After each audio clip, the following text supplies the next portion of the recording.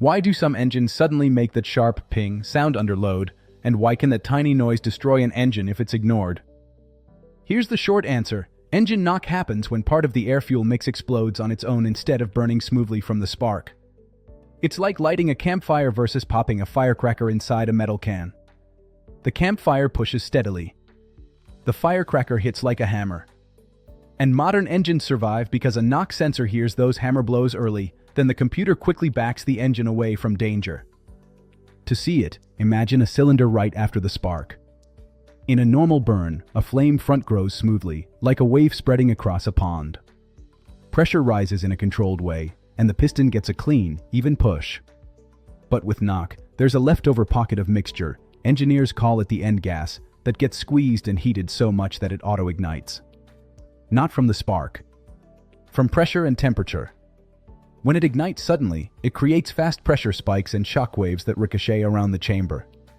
That ringing shockwave is the ping. So why does that end gas auto-ignite? 3 ingredients: heat, pressure, and time. As the piston comes up, the mixture compresses and gets hotter. If the engine is running high load, like climbing a hill or accelerating hard, cylinder pressure climbs even more. And if conditions give that end gas enough time sitting near the hot walls of the chamber, it can reach its auto-ignition point before the normal flame front arrives. That's where Octane comes in. Octane isn't more power by itself. It's basically a fuel's resistance to auto-ignition. Higher octane can tolerate more heat and pressure before it starts self-igniting. If an engine is designed to run aggressive spark timing or higher compression, and you feed it fuel that resists knock less, the end gas can betray you. Now let's talk about the common triggers you actually see on the road. 1. High load at low RPM, sometimes called lugging. At low RPM, each combustion event lasts longer in time. That gives the end gas a longer window to heat up and misbehave. So you can get knock even without screaming RPM. Sometimes it's worst when the engine feels like it's straining. 2. Hot intake air and hot engine temperatures. Hotter air going in means a hotter starting point, and heat is knock's best friend. That's why heat soak after a long drive can make an engine more knot prone. 3. Carbon deposits. Over time, deposits can raise effective compression and create hot spots.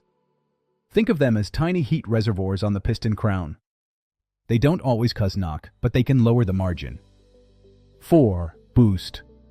Turbocharging crams more air into the cylinder, which is great for power, but it also raises pressure and temperature. That's why boosted engines live on tight control systems, intercooling, careful timing, and knock feedback. Why is knock dangerous? Because the engine isn't built for repeated hammering. Those pressure spikes can pound the piston crown, stress the ring lands, and shake the bearings. Occasional light knock that gets corrected quickly might leave no scar. But sustained knock, especially heavy knock, can turn a healthy engine into expensive scrap. So how do modern engines avoid that fate? Enter the knock sensor. A knock sensor is basically a microphone for metal bolted to the engine block. Inside is a piezoelectric element. When the block vibrates in the specific frequency range associated with knock, the sensor produces a voltage signal. The engine computer listens for that signature right after combustion, cylinder by cylinder. And when it hears knock, it reacts fast. The most common fix is retarding ignition timing, firing the spark a bit later, so peak pressure happens at a safer point and end gas is less likely to auto-ignite.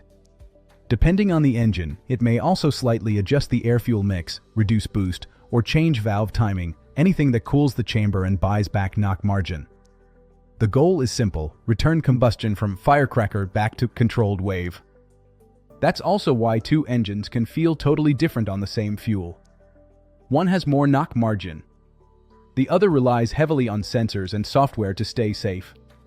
If you ever hear persistent pinging under load, don't be brave. That's not performance. That's your engine negotiating with physics, and physics doesn't lose. Now I want to ask you, what have you heard more in real life, not from bad fuel, from heat, or from pushing the engine too hard in the wrong gear?